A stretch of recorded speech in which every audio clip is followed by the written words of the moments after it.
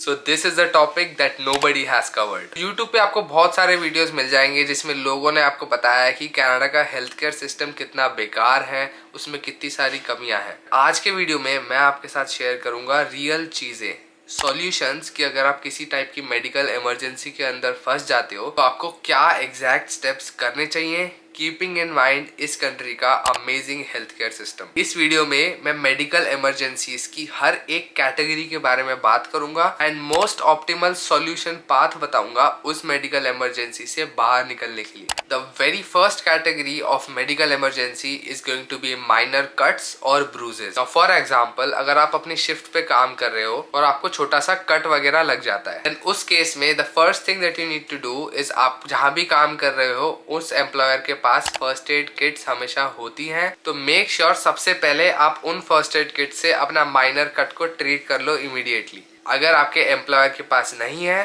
Then उस case में एक चीज आप कर सकते हो जो मैं भी पर्सनली करता हूँ, अपने पास हमेशा 2 से 3 बैंडेड और थोड़ी बहुत मेडिसिन रखा करो बैग के अंदर ही, ताकि कभी आपको या फिर आपके आसपास किसी को लग जाए तो आप उनको इमीडिएटली ट्रीट कर सको। अगर आपके पास बैग में भी नहीं है तो आप उस माइनर कट को घर जाके ट्रीट कर सकते हो और आपके घर पे हमेशा फर्स्ट एड किट होनी चाहिए। Another thing to keep an eye on, इसकी जैसे मुझे 2 साल हो गए कनाडा आए हुए and most of the medicine have a 1 to 2 year of expiry date. तो मैं मोस्टली जितनी भी मेडिसिन अपने साथ लाया था वो ऑलमोस्ट सब एक्सपायर हो गई है। रिसेंटली जब मैं बीमार हुआ तब मैंने ये चीज रियलाइज करी। तो अगर आप लोगों को भी थोड़ा बहुत टाइम हो गया है कनाडा आए हुए, तो डू मेक श्योर कि आप अपनी एक्सपायरी डेट्स चेक कर लो मेडिसिन की। तो ये था first kind of medical emergency जो कि माइनर कट्स वगैरह है उनके लिए ट्रीट करने का बेस्ट सॉल्यूशन। और second category of medical emergencies के अंदर आते हैं मेजर कट्स या फिर बिग ब्रूजेस। इस सिचुएशन में अगर आप आओ तो आपके दिमाग में 3 ऑप्शन आएंगे। नंबर 1 होगा हॉस्पिटल,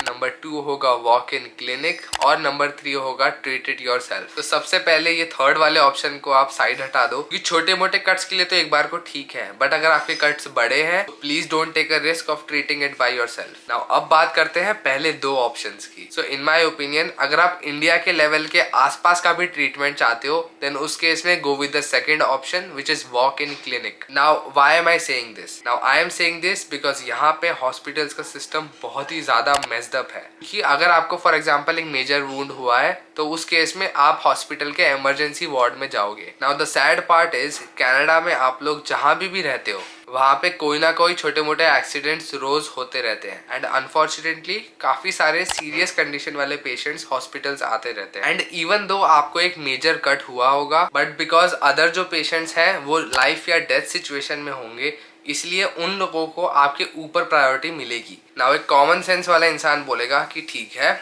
इस इंसान को अगर लाइफ या डेथ सिचुएशन है तो इसको मुझसे पहले देख लो, मुझे कोई और डॉक्टर देख लेगा। बट नहीं, कनाडा के हॉस्पिटल्स में ऐसा नहीं होता। यहाँ पे एक टाइम में हॉस्पिटल्स में 1 से 2 डॉक्टर्स ही होते हैं एंड अगर आपको इस सिचुएशन में ट्रीटमेंट चाहिए देन आपको मिनिमम 3 to 6 आवर्स वैसे ही अपने वुंड के साथ बैठना पड़ेगा बाहर। Now I know this is pathetic but अब क्या कर सकते हैं, अब कनाडा आ गए हैं और अब इस सिचुएशन से डील करना पड़ेगा। अब क्योंकि मुझे पता है कि अगर आप लोग वहाँ पे 5 से 6 घंटे बैठोगे, एक टाइम के बाद आपके दिमाग में जरूर आएगा कि यार मैं $50-100 $200 कहीं और दे देता हूँ बट यार कोई देख लो मेरा वुंड। इस सिचुएशन में बाद में आने से अच्छा है आप लोग पहले ही वॉक इन क्लिनिक चले जाओ, जहाँ पे वो लोगों की फीस होगी $100 $150 बट वो लोग आपको इमीडिएट अटेंशन देंगे। नाउ मेक श्योर कि आप जहाँ पे भी रहते हो आपके घर के आसपास आप लोग सर्च करके रखो nearest walk in clinics and always make sure कि गूगल पे जो पब्लिक रेटिंग्स है उस पर्टिकुलर वॉक इन क्लिनिक की वो भी आप लोग चेक कर लो, ताकि आपको पता हो कि कभी अगर इमरजेंसी हो जाए तो आपको किधर जाना है। तो ये था सेकंड कैटेगरी जो कि थी मेजर कट्स या फिर big wounds. Now third category of medical emergencies में आ जाती हैं लाइफ या डेथ सिचुएशंस। नाउ भगवान ना करे कि ऐसी सिचुएशन कोई फेस करे, बट अगर आप ऐसी किसी सिचुएशन में कभी फंस जाते हो एंड आपको लगता है कि आप सीरियस सिचुएशन में हो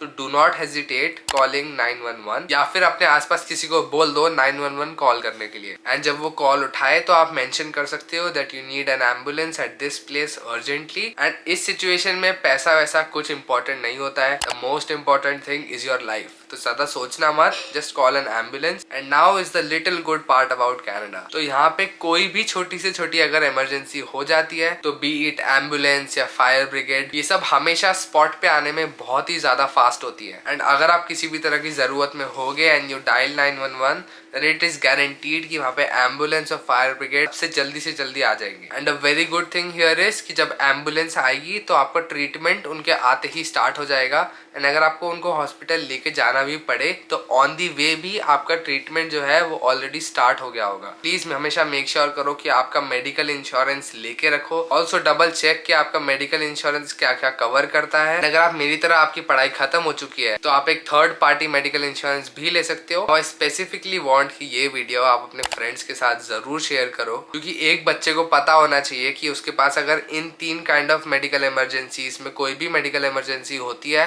तो उस केस में उनको क्या करना चाहिए। एंड वीडियो को शेयर करने के बाद अगर आप मेरे चैनल पे नए हो so please make sure to subscribe to my channel as well. It really motivates me to make more and more videos. Thank you so much for all your support. अब मिलते हैं हम नेक्स्ट वीडियो में।